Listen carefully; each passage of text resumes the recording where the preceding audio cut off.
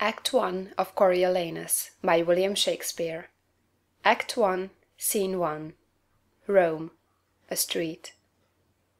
Enter a company of mutinous citizens with staves, clubs, and other weapons.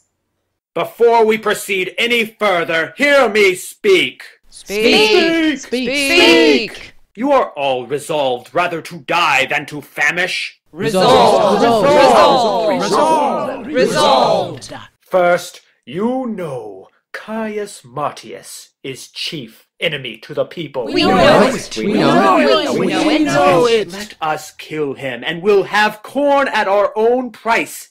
Is it a verdict? No more talking on. Let it be done. Away! Let it be done. No way! One word, good citizens. We are accounted poor citizens, the patricians good. What authority surfeits on would relieve us, if they would yield us but the superfluity, while it were wholesome? We might guess they relieved us humanely, but they think we are too dear. The leanness that afflicts us, the object of our misery, is as an inventory to particularize their abundance. Our sufferance is a gain to them. Let us revenge this with our pikes, ere we become rakes. For the gods know I speak this in hunger for bread, not in thirst for revenge. Would you proceed especially against Caius Marcius? Against him first. He's a very dog to the commonalty. Consider you what services he has done for his country? Very well, and could be content to give him good report for't, but that he pays himself with being proud. Nay, but speak not maliciously. I say unto you, what he hath done famously, he did it to that end. Though soft-conscious men can be content to say it was for his country, he did it to please his mother, and to be partly proud, which he is, even till the altitude of his virtue. What he cannot help in his nature, you account a vice in him. You must in no way say he is covetous. If I must not, I need not be barren of accusations. He hath faults with surplus to tire in repetition. Shouts within. What shouts are these? The other side of the city is risen. Why stay we prating here? To the Capitol! Come! Soft! Who comes here? Enter Menenius Agrippa. Worthy Menenius Agrippa, one that hath always loved the people. He's one honest enough. Would all the rest were so. What works, my countrymen in hand? Where go you with bats and clubs? The matter, speak, I pray you. Our business is not unknown to the Senate. They have had inkling this fortnight what we intend to do, which now we'll show 'em in deeds. They say poor suitors have strong breaths. They shall know we have strong arms too. Why, masters, my good friends, mine honest neighbours, will you undo yourselves? We cannot, sir. We are undone already. I tell you, friends, most charitable care have the patricians of you. For your wants, your suffering in this dearth, you may as well strike at the heaven with your staves, as lift them against the Roman state, whose course will on the way it takes, cracking 10,000 curbs of more strong link asunder than can ever appear in your impediment. For the dearth, the gods, not the patricians, make it, and your knees to them, not arms, must help. Alack, you are transported by calamity thither where more attends you, and you slander the helms of the state, who care for you like fathers, when you curse them as enemies. They ne'er cared for us yet. Suffer us to famish, and their stone houses crammed with grain. Make edicts for usury, to support usurers. Repeal daily any wholesome act established against the rich, and provide more piercing statutes daily to chain up and restrain the poor. If the wars eat us not up, they will, and there's all the love they bear us. Either you must confess yourself wondrous malicious, or be accused of folly. I shall tell you a pretty tale.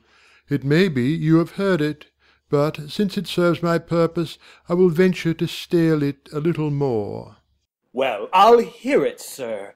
Yet you must not think to fob off our disgrace with a tale. But, an it please you, deliver. There was a time when all the body's members rebelled against the belly, thus accused it, that only like a gulf it did remain in the midst of the body, idle and unactive, still cupboarding the viand, never bearing like labour with the rest, where the other instruments did see and hear, devise, instruct, walk, feel, and mutually participate, did minister unto the appetite and affection common to the whole body. The belly answered, Well, sir, what answer made the belly? Sir, I shall tell you. With a kind of smile, which ne'er came from the lungs, but even thus, for, look you, I may make the belly smile as well as speak, it tauntingly replied to the discontented members, the mutinous parts that envied his receipt, even so most fitly as you malign our senators, for that they are not such as you. Your belly's answer, what?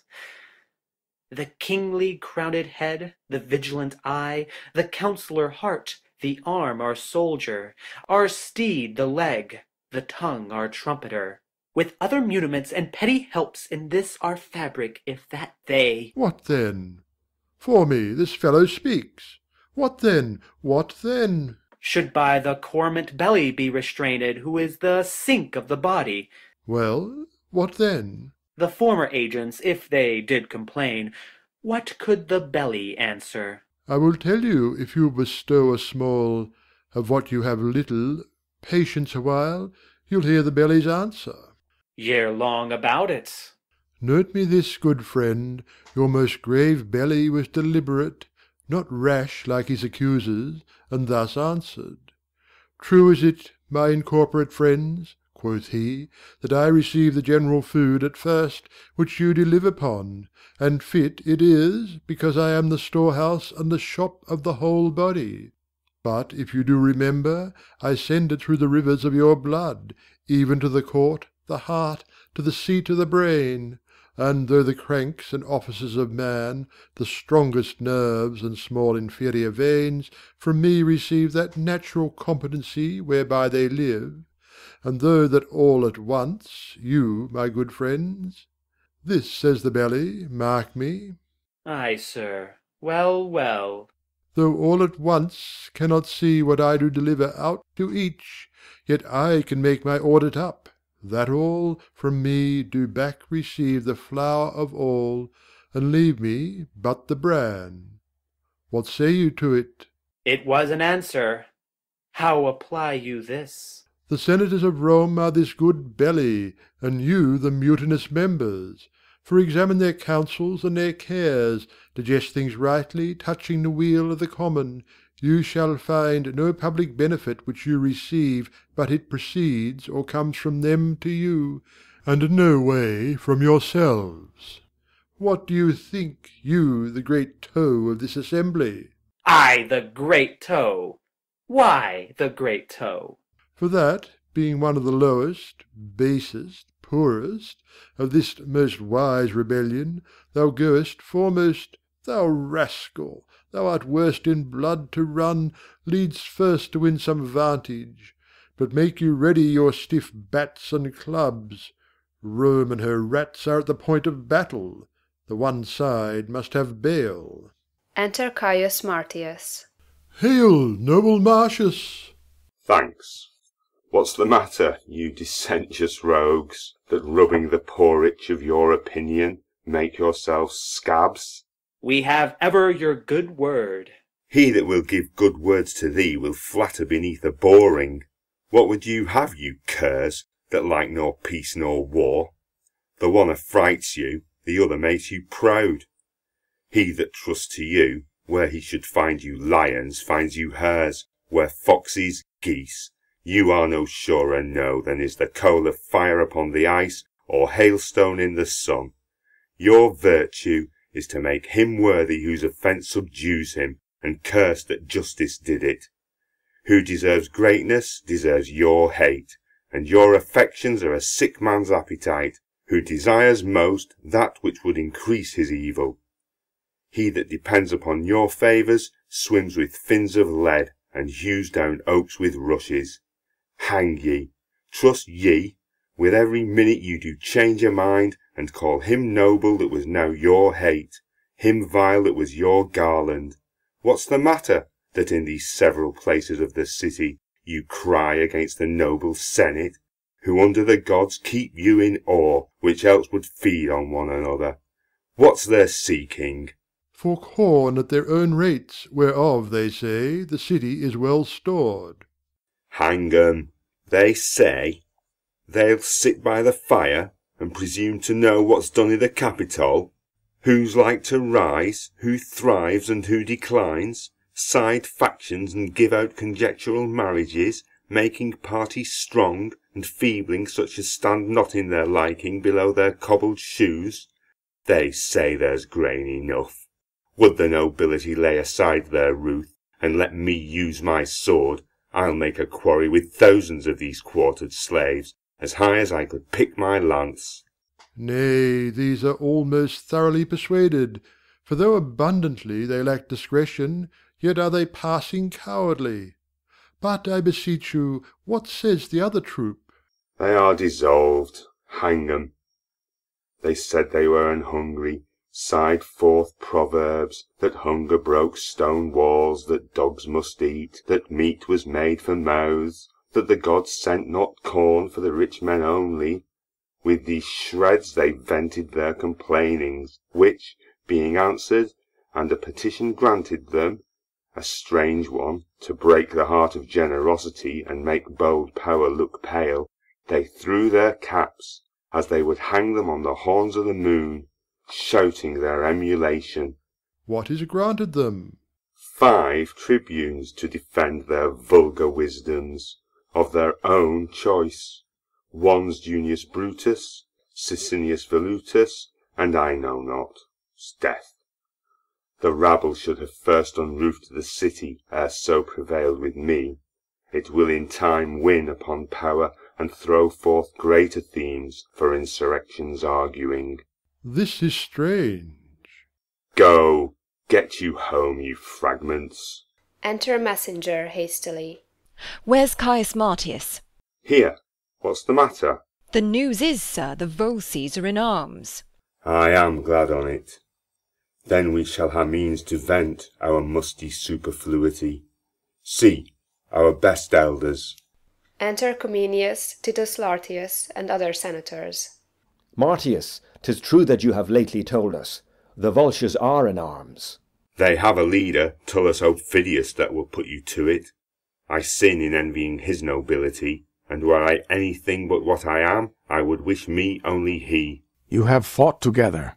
Were half to half the world by the ears and he, upon my party I'd revolt to make only my wars with him. He is a lion that I am proud to hunt.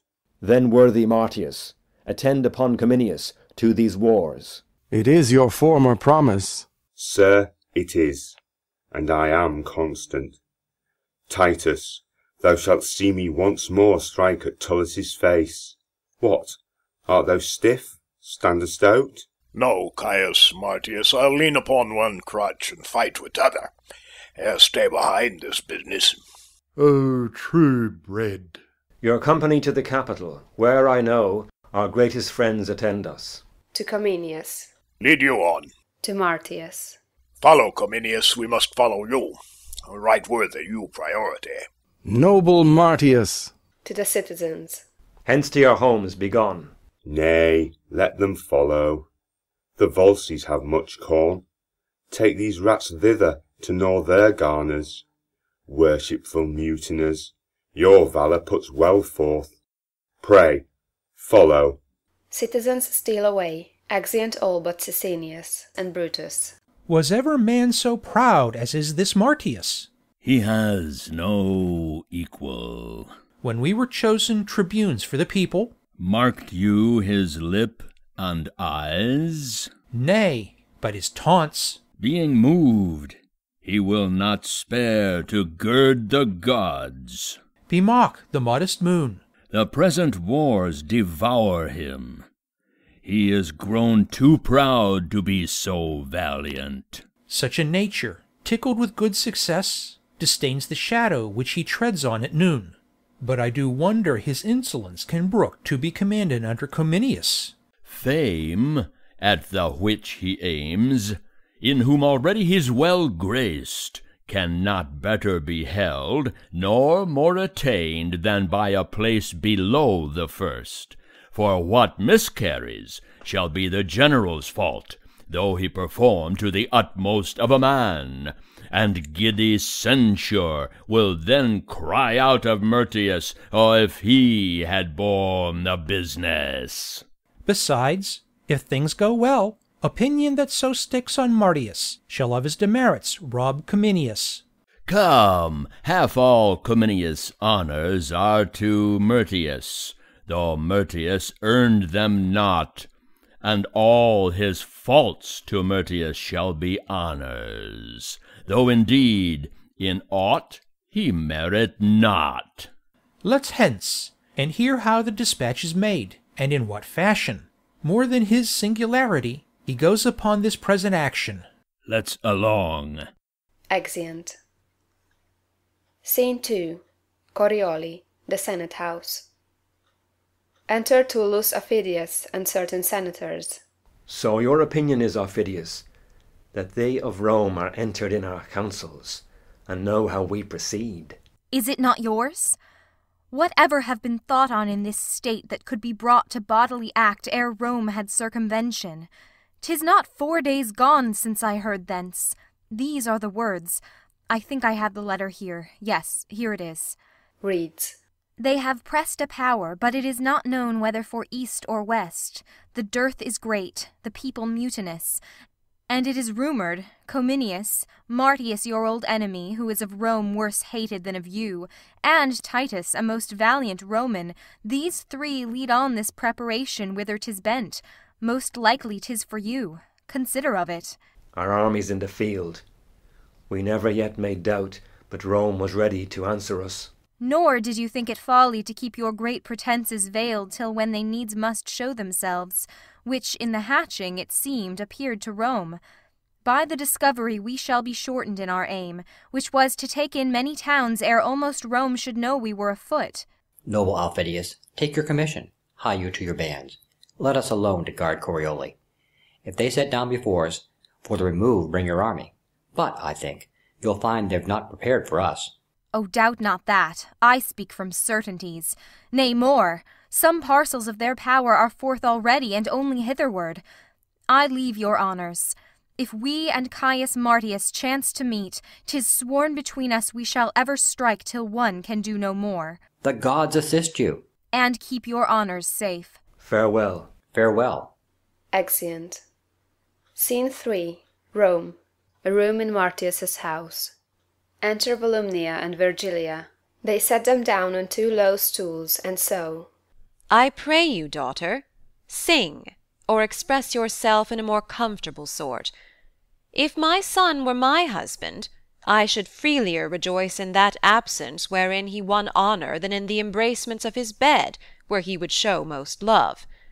When yet he was but tender-bodied and the only son of my womb, when youth with comeliness plucked all gaze his way, when for a day of kings' entreaties a mother should not sell him an hour from her beholding, I, considering how honour would become such a person, that it was no better than picture-like to hang by the wall, if renown made it not stir, was pleased to let him seek danger where he was like to find fame.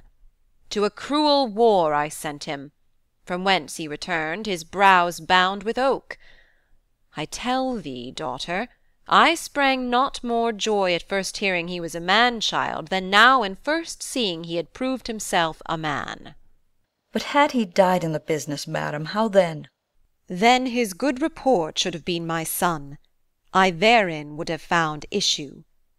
Hear me profess sincerely, had I a dozen sons, each in my love alike, and none less dear than thine and my good Martius, I had rather had 11 die nobly for their country than one voluptuously surfeit out of action. Enter a gentlewoman. Madam, the Lady Valeria is come to visit you. Beseech you, give me leave to retire myself. Indeed you shall not. Methinks I hear hither your husband's drum.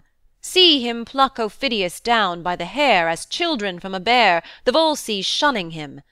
Methinks I see him stamp thus, and call thus, Come on, you cowards! You were got in fear, though you were born in Rome.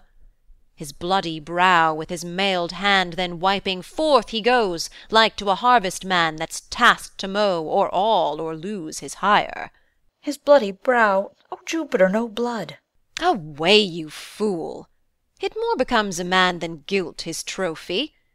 The breasts of Hecuba when she did suckle Hector looked not lovelier than Hector's forehead when it spit forth blood at Grecian sword contemning. Tell Valeria we are fit to bid her welcome. Exit gentlewoman. Heavens bless my lord from fell Aufidius. He'll beat Aufidius' head below his knee and tread upon his neck. Enter Valeria with an usher and gentlewoman. My ladies both, good day to you. Sweet madam. I am glad to see your ladyship. How do you both? You are manifest housekeepers. What are you sewing here? A fine spot in good faith. How does your little son? I thank your ladyship. Well, good madam. He had rather see the swords and hear a drum than look upon his schoolmaster.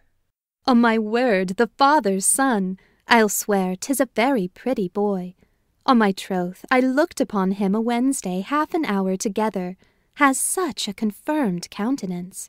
I saw him run after a gilded butterfly, and when he caught it, he let it go again, and after it again, and over he comes, and again, catched it again. Or whether his fall enraged him, or how 'twas, he did so set his teeth and tear it. Oh, I warrant it, how he mamicked it. One on's father's moods. Indeed, la, 'tis a noble child. A crack, madam. Come, lay aside your stitchery. I must have you play the idle hussif with me this afternoon. No, good madam, I will not out of doors. Not out of doors? She shall, she shall.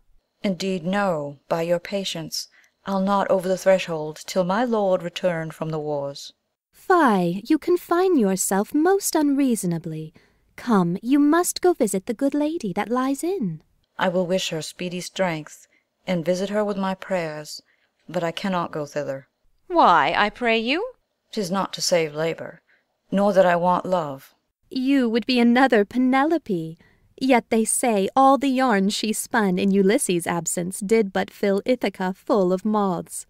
Come, I would your cambric were sensible as your finger, that you might leave pricking it for pity.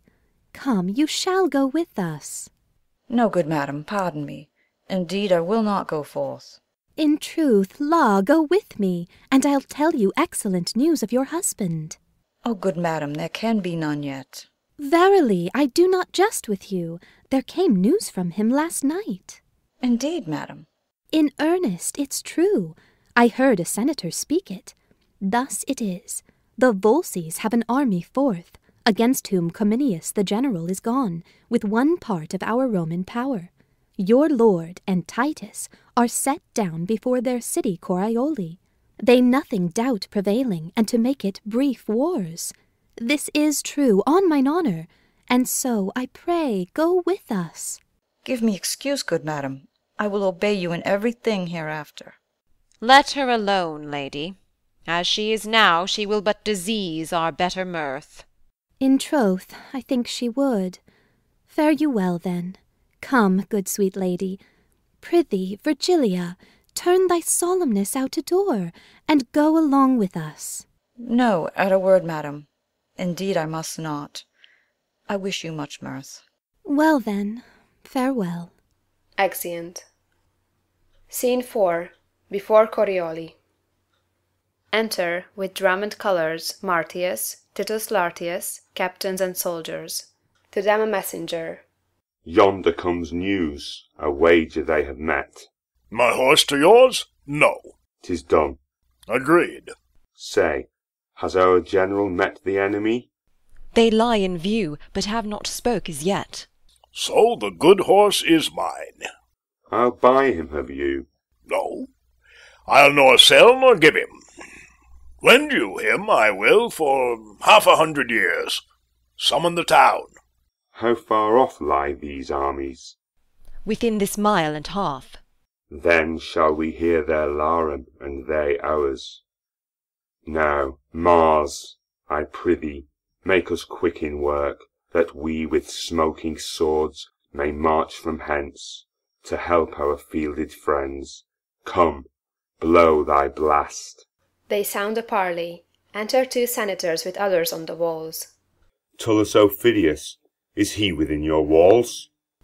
No, nor a man that fears you less than he. That's lesser than a little. Drums afar off. Hark! Our drums are bringing forth our youth. We'll break our walls, rather than they shall pound us up. Our gates, which yet seem shut, we have but pinned with rushes. They'll open of themselves. Alarum afar off. Hark you, far off! There is Aufidius. List what work he makes amongst your cloven army. Oh, they are at it. Their noise be our instruction. Ladders, ho! Enter the army of the Wolseys. They fear us not, but issue forth their city. Now, put your shields before your hearts and fight, with hearts more proof than shields. Advance, brave Titus. They do disdain us much beyond our thoughts, which makes me sweat with wrath. Come on, my fellows. He that retires I'll take him for a Volsey, and he shall feel mine edge. Alarum. The Romans are beat back to their trenches. Re-enter Martius, cursing. All the contagion of the south light on you, you shames of Rome, you herd of... Boils and plagues plaster you o'er, that you may be abhorred further than seen, and one infect another against the wind a mile. You souls of geese that bear the shapes of men, how have you run from slaves that apes would beat? Pluto and hell, all hurt behind, backs red and faces pale with flight and aged fear. Mend and charge home, or by the fires of heaven I leave the foe, and make my wars on you. Look to it, come on! If you'll stand fast, we'll beat them to their wives, as they us to our trenches followed. Another alarum. The Wolseys fly, and Martius follows them to the gates. So, now the gates are ope. Now prove good seconds. 'Tis for the followers fortune widens them, not for the flyers. Mark me, and do the like. Enters the gate. Foolhardiness not I. Nor I. Martius is shut in. See, they have shut him in. To the part I'll warrant him. Alarum continues. Re-enter Titus Lartius. What is become of Martius? Slain, sir, doubtless. Following the flyers at the very heels with them he enters, who, upon the sudden, clap to their gates, he is himself alone to answer all the city. O noble fellow, who sensibly outdares his senseless sword, and when it bows, stands up. Thou art left, Martius, a carbuncle entire, as big as thou art, were not so rich a jewel. Thou wast a soldier even to Cato's wish, not fierce and terrible only in strokes, but with thy grim looks and the thunder-like percussion of thy sounds, thou madest thine enemies shake, as if the world were feverous and did tremble. Re-enter Martius, bleeding, assaulted by the enemy. Look, sir. Oh, 'tis Martius. Let's fetch him off, or make remain alike. They fight, and all enter the city. Scene 5. Corioli, a street. Enter certain Romans with spoils. This will I carry to Rome. And I this. A Merinont. I took this for silver. Alarum continues, still afar off. Enter Martius and Titus Lartius with a trumpet. See here these movers that do prize their hours at a cracked drachma. Cushions, leaden spoons, irons of a doit, doublets that hangmen would bury with those that wore them. These base slaves, ere yet the fight be done, pack up. Down with them. And hark, what noise the general makes. To him. There is the man of my soul's hate, Aufidius, piercing our Romans. Then, valiant Titus, take convenient numbers to make good the city. whilst I, with those that have the spirit, will haste to help Cominius. Worthy sir, thou bleedst. Thy exercise hath been too violent for a second course of fight. Sir, praise me not. My work hath yet not warmed me. Fare you well. The blood I drop is rather physical than dangerous to me. To Aufidius thus I will appear and fight. Now the fair goddess Fortune fall deep in love with thee, and her great charms misguide thy opposers' swords. Bold gentleman, prosperity be thy page. Thy friend no less than those she placeth highest. So, farewell. Thou worthiest Martius! Exit Martius. Go, sound thy trumpet in the marketplace. Call thither all the officers of the town, where they shall know our mind. Away! Exeunt. Scene 6. Near the camp of Cominius. Enter Cominius, as it were in retire with soldiers. Breathe you, my friends, well fought. We are come off like Romans, neither foolish in our stands, nor cowardly in retire. Believe me, sirs, we shall be charged again. Whiles we have struck, by interims and conveying gusts we have heard the charges of our friends. Ye Roman gods, lead their successes as we wish our own, that both our powers, with smiling fronts encountering, may give you thankful sacrifice. Enter a messenger. Thy news? The citizens of Corioli have issued and given to Titus and to Martius battle. I saw our party to their trenches driven, and then I came away. Though thou speak'st truth, methinks thou speak'st not well. How long is't since? Above an hour, my lord. 'Tis not a mile. Briefly we heard their drums. How couldst thou in a mile confound an hour, and bring thy news so late? Spies of the Volsces held me in chase, that I was forced to wheel 3 or 4 miles about, else had I, sir, half an hour since brought my report. Who's yonder, that does appear as he were flayed? O gods! He has the stamp of Martius, and I have before time seen him thus. Within. Come I too late? The shepherd knows not thunder from a tabor, more than I know the sound of Martius' tongue from every meaner man. Enter Martius. Come I too late? Ay, if you come not in the blood of others, but mantled in your own. Oh, let me clip ye in arms as sound as when I wooed, in heart as merry as when our nuptial day was done, and tapers burned to bedward. Flower of warriors, how is it with Titus? As with a man busied about decrees, condemning some to death and some to exile, ransoming him or pitying, threatening the other, holding Corioli in the name of Rome, even like a fawning greyhound in the leash, to let him slip at will. Where is that slave which told me they had beat you to your trenches? Where is he? Call him hither. Let him alone. He did inform the truth.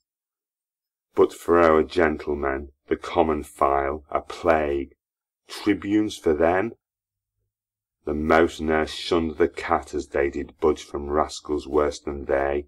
But how prevailed you? Will the time serve to tell? I do not think. Where is the enemy? Are you lords of the field? If not, why cease you till you are so? Martius, we have at disadvantage fought, and did retire to win our purpose.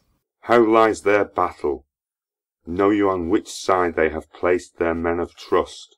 As I guess, Martius, their bands in the voward are the Antietes of their best trust.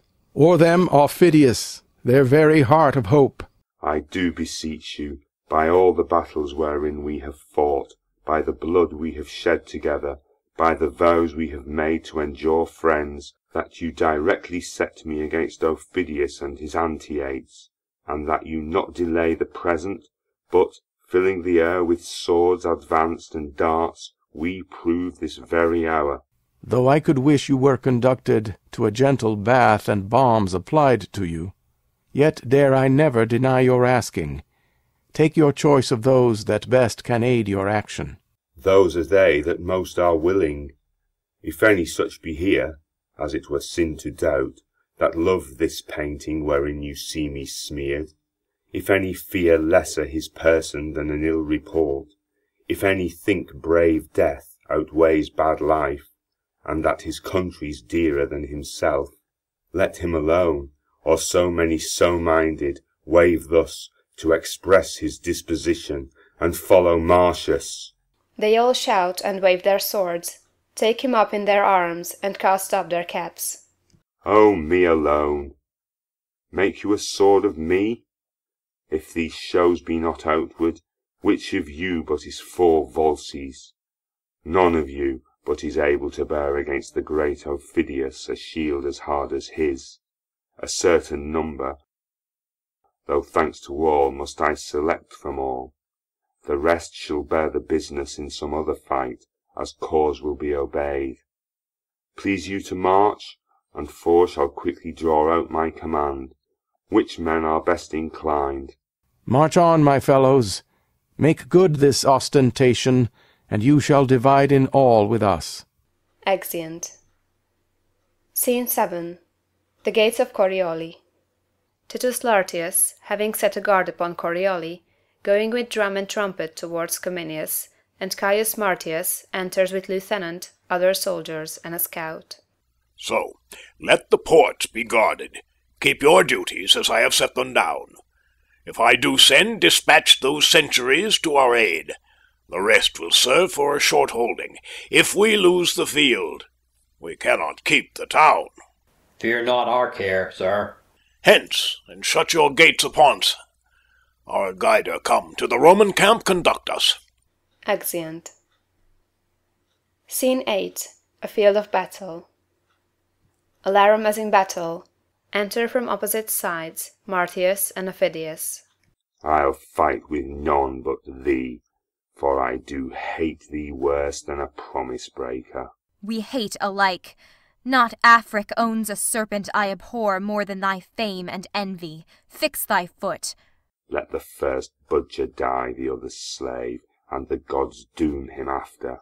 If I fly, Martius, hollow me like a hare. Within these 3 hours, Tullus, alone I fought in your Corioli walls, and made what work I pleased. 'Tis not my blood wherein thou seest me masked. For thy revenge, wrench up thy power to the highest. Wert thou the Hector that was the whip of your bragged progeny, thou shouldst not state me here. They fight, and certain Volsces come to the aid of Aufidius. Martius fights till they be driven in breathless. Officious and not valiant, you have shamed me in your condemned seconds. Exeunt. Scene 9. The Roman camp. Flourish. Alarum. A retreat is sounded.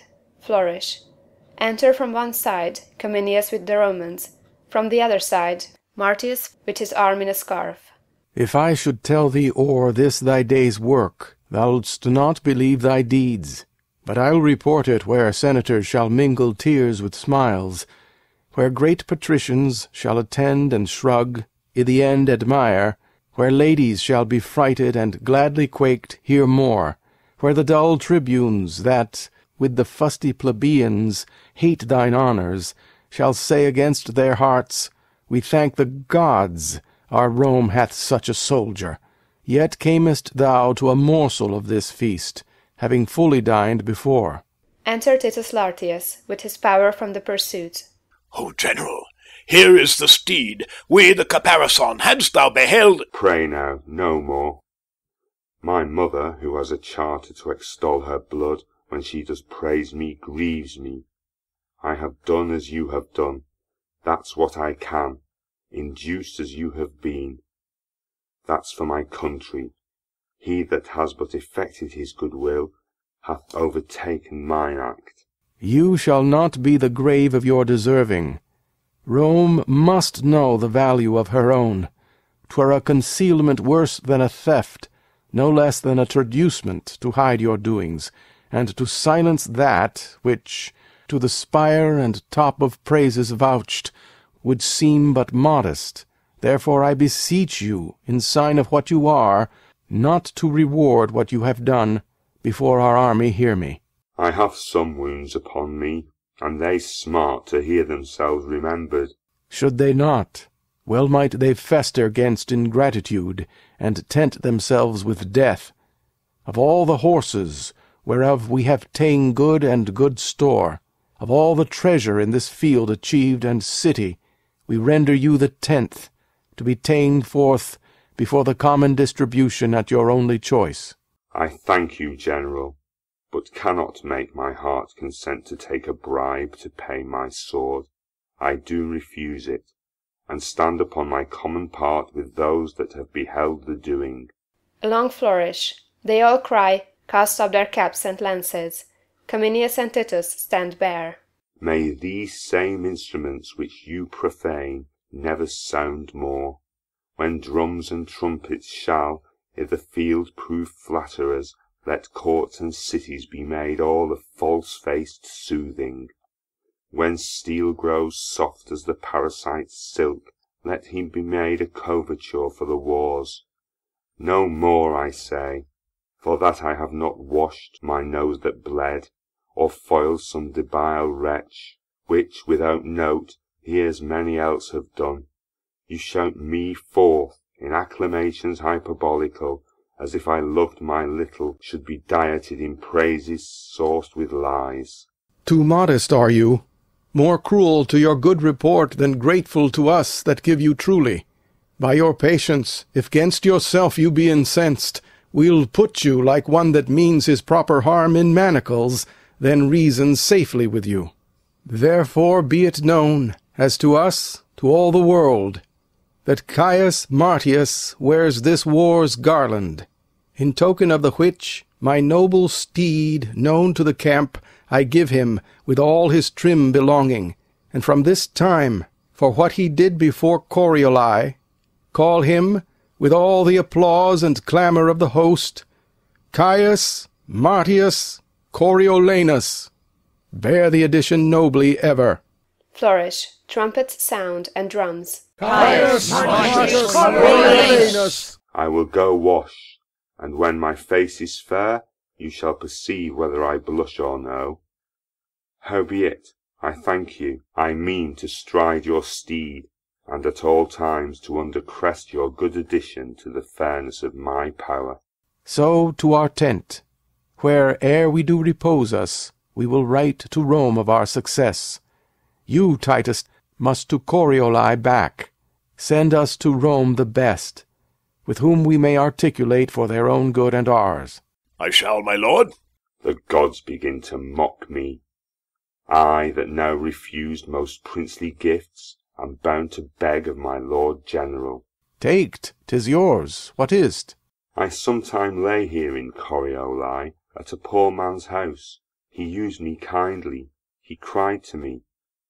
I saw him prisoner, but then Aufidius was within my view, and wrath o'erwhelmed my pity. I request you to give my poor host freedom. Oh, well begged. Were he the butcher of my son, he should be free as is the wind. Deliver him, Titus. Marcius, his name. By Jupiter, forgot. I am weary, yea, my memory is tired. Have we no wine here? Go we to our tent. The blood upon your visage dries. 'Tis time it should be looked to. Come. Exeunt. Scene 10. The camp of the Wolseys. A flourish. Cornets.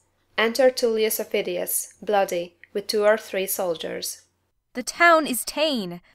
'Twill be delivered back on good condition. Condition? I would I were a Roman, for I cannot, being a Volscia, be that I am. Condition! What good condition can a treaty find to the part that is at mercy? 5 times, Marcius, I have fought with thee. So often hast thou beat me, and wouldst do so, I think, should we encounter as often as we eat. By the elements, if e'er again I meet him beard to beard, he's mine, or I am his. Mine emulation hath not that honour in't it had, for where I thought to crush him in an equal force, true sword to sword, I'll potch at him some way, or wrath or craft may get him. He's the devil. Bolder, though not so subtle. My valour's poisoned with only suffering's stain by him. For him shall fly out of itself, nor sleep nor sanctuary, being naked, sick, nor fane nor capital, the prayers of priests nor times of sacrifice, embarkments all of fury, shall lift up their rotten privilege and custom gainst my hate to Martius. Where I find him, were it at home, upon my brother's guard, even there against the hospitable cannon would I wash my fierce hand in's heart. Go you to the city. Learn how 'tis held, and what they are that must be hostages for Rome. Will not you go? I am attended at the cypress grove. I pray you, 'tis south the city mills. Bring me word thither how the world goes, that to the pace of it I may spur on my journey. I shall, sir. Exeunt. End of Act 1.